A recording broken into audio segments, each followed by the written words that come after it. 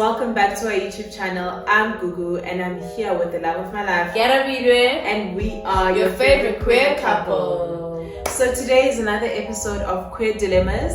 Queer Dilemmas, where we give you advice on anything queer related, from the queer streets to queer relationships, queer friendships, navigating family, anything.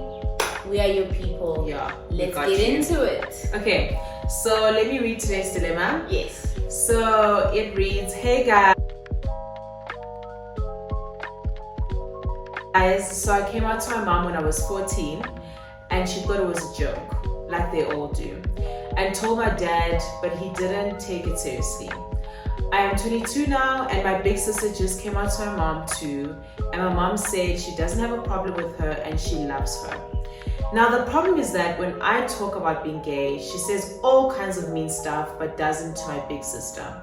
I mean, I've always known I'm not the favorite child, but this really hurts me, and a part of me is starting to kind of despise my big sister.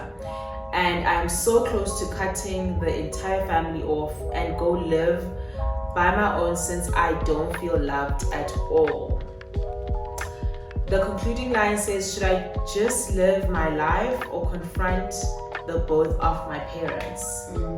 This is short and sweet and painful. Very, very painful. Yeah. I mean, this is a little bit triggering for me because, like, what the hell? Like, does your mama hate you? Like, I don't want to use the word hate, but like sometimes you just feel like, do you hate me? Like, what do you... I mean, if we're both queer, what is the issue with me then? Yeah. What's up with my queer? Like, you just hate me, basically. Like, you ain't even homophobic, baby. You just hate me. And that's worse. It is directed to me. No. And usually it's the younger sister who's the favorite. So this is a bit different. And I'm really sorry you're going through this. It really sucks and your feelings are absolutely valid. I feel like every time like you are upset with your parents or you are not happy with how your parents treat you, people always kind of make it seem like the onus is on you to fix things, or that you shouldn't air it out, or that you shouldn't tell people, or that you shouldn't talk about it because your parents are your parents and you only have one mother, and like you should respect your parents and your parents are doing the best they can, or blah, blah, blah. Like, no, like your feelings are valid and this is some BS and this sucks and what the hell. Sure. I'd say for me, I agree with you. Number one, I always like look up to people who found themselves very early, like to come out at 14. At That's 14, amazing. I was in grade 8. Dating some random guy out there because that's you had no that's business what all my dating. friends were doing. I said, whoop, it's dating time. You were dating some guy you had no business. Zero business. No. Right, so definitely shout out to you for that. I think really thank younger you for that. And this shouldn't taint that. Like that you've always known yourself and you've always been aware of yourself. I think number one, maybe what I could say is, this is where I feel like your big sister really needs to step up. Actually, that's your big sister. Yeah. Right? I always believe that in siblingship, right? There's 3 of us at home. In siblingship, you know who's the parent's fave or who the parent will be more lenient to. Whoever has that privilege, at certain points in time, you must use that privilege. Like your big sister cannot be comfortable bask in them being accepted. Absolutely. But then someone else who's exactly the same, not having and not being able to experience the love of their mother like that. That is incorrect. That is very incorrect. So my advice would be, you can't confront your parents. They've always been like this. The person who must lead this war for you is your big sister. You have, for me, before like cutting off the big sister, I don't know, due to what we know, I would question, have you spoken to your big sister? Did you tell her how this is making you feel? did you ask her, no man, can you please talk to mommy and daddy and make them realize how this is making me feel? She also can't change your parents, but sometimes you don't want to lose the entire family. What if you having that conversation with your sister can help you to be closer to your sister, to you, because of how badly you've been treated? Sometimes you feel like that other person is getting roses, but it could help for you to also understand that, yes, maybe mama doesn't say mean things to me, but she calls me randomly and just shouts. You didn't know that, right? So I don't think go off and no, don't confront parents. Rather speak to the big sister and find help from there. And I don't know, that's my advice. I feel like that's good advice. That's good advice. But it's also like you can't really control your big sister. Yeah. I mean, I personally, as someone who has a sibling, I would even be angry having to tell you, please stand up for me, because are you not seeing what I'm seeing? Like, are we not on earth? Like, where are you?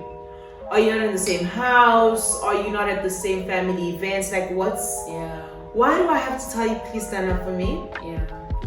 What? Like, you're my big sister. You're even older than me. Like, why do I have to teach you these things? Why do I have to tell you, hey, since you're the favorite, maybe if you speak to her, she'll understand my point of view from your side, because she kind of hates me.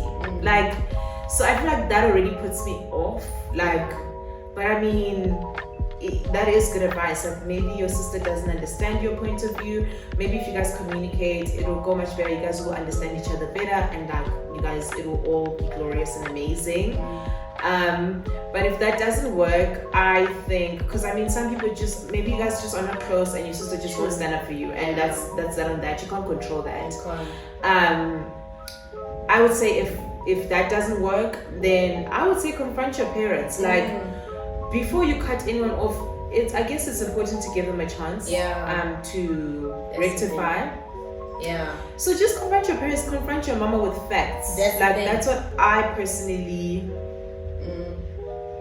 when my mom and I were going through some things back in the day, I used to genuinely just like at some point have a talk with her, even though it was like years overdue. But it's like sometimes you just have to call a spade, confront the person, tell them, come with facts. Because one thing parents will do, baby girl, they will forget everything that they ever did to you. Me? When did I do that? I never said that. And you're there like, yo! Like, so one thing you're gonna have to do, baby girl, is collect your receipts, bring facts, bring situations. Be like, on the 3rd of February, the day you dropped me off at school, do you remember you said something about my gay ass? Say the things that she said. Like, actually quote her, baby, because that's the only thing, that's the only way it like hits them. It clicks for them, because you need to quote them like literally, so that they understand exactly what mean stuff you're talking about, because otherwise they're just gonna gaslight you. And also the reason I'm going and trying to push you away from just living your life and leaving the house, it's very unfair for you to have to leave the house. Now you must start adulting, you must worry about where you're gonna live. I mean, we don't know your financial situation, but I just feel like, no, like as queer kids, we've always left, and it's like, no, that's not okay. It's your home too. You have every right to be there. Yes.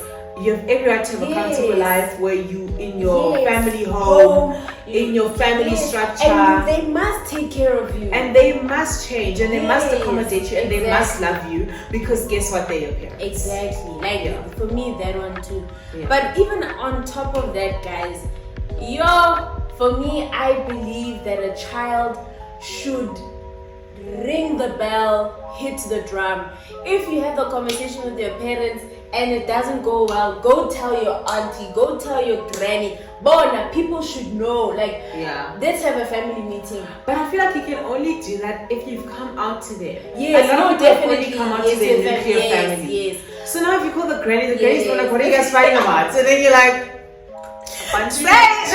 But if you have come out, if you have an auntie or something that outside of this nuclear space, because sometimes parents they only listen when another adult speaks on your behalf and comes to them and says, this is not right. For sure. Yeah, but my advice is continue living your life, speak your truth. I believe people should always know how they've made you feel.